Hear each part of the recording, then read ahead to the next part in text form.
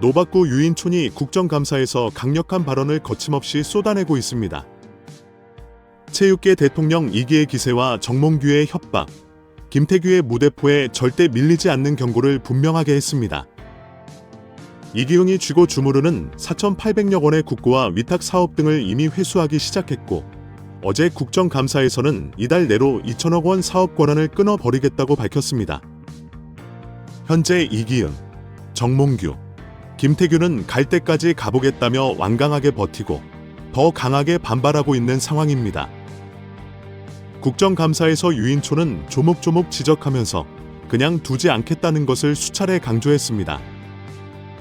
이뿐 아니라 정몽규와 홍명보에게 정상적으로 해라. 이제 시작이다라고 경고했습니다. 쉽게 끝나지 않을 싸움인데 노박구 유인촌이 어디까지 갈 것인지 기대가 되는 상황입니다. 체육계를 장악한 세력들의 최후의 버티기도 만만치 않기 때문에 충격적인 격돌이 계속될 전망입니다.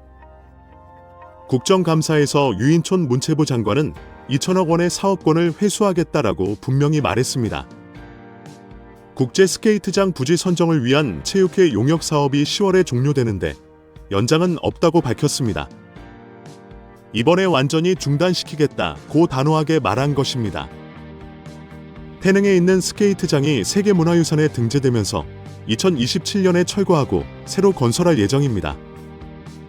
현재 국제 스케이트장 유치를 두고 강원 춘천, 원주시, 철원군과 경기 양주, 동두천, 김포시, 인천 서구 등 7개 지자체가 뛰어든 상태입니다.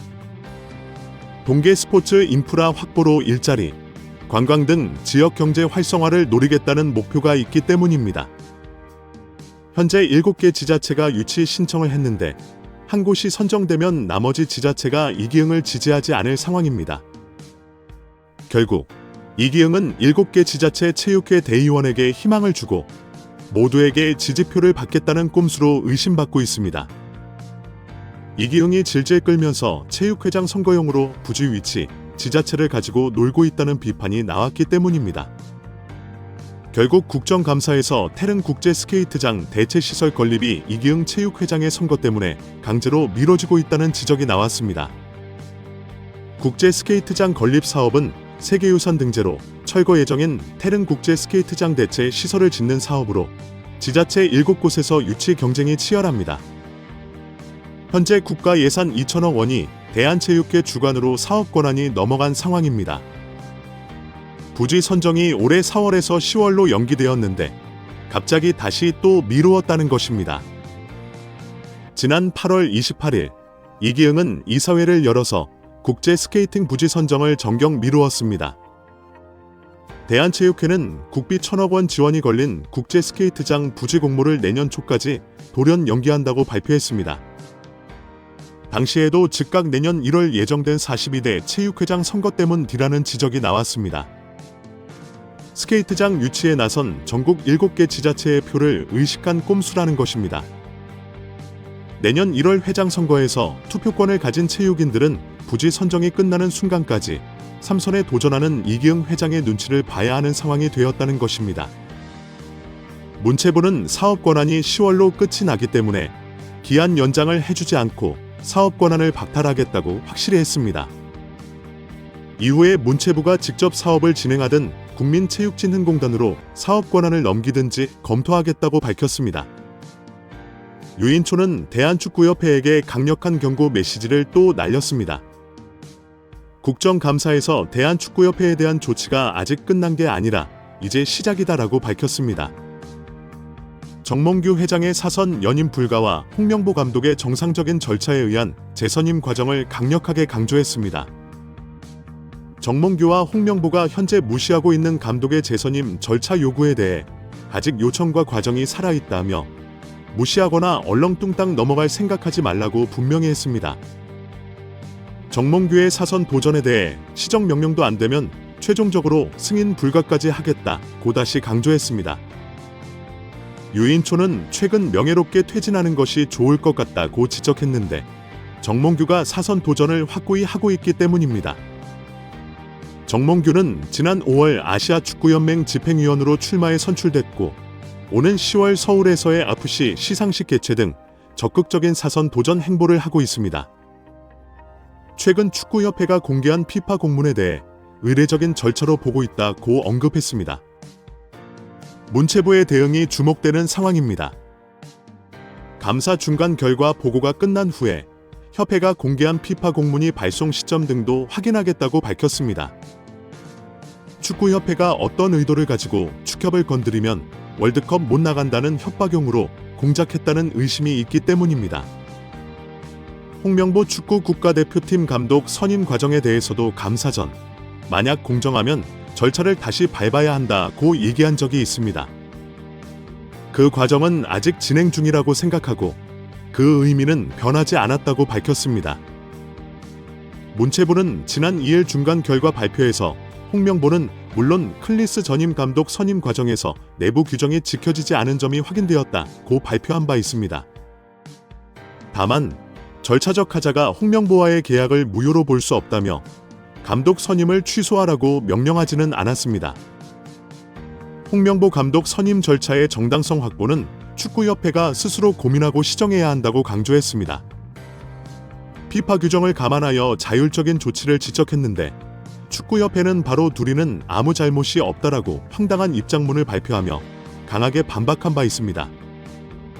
이에 유인초는 홍명보 감독 선임에 대해서 아직 끝나지 않았다라고 이달 마무리하는 최종 결과에서 후속 조치를 할 가능성을 암시했습니다.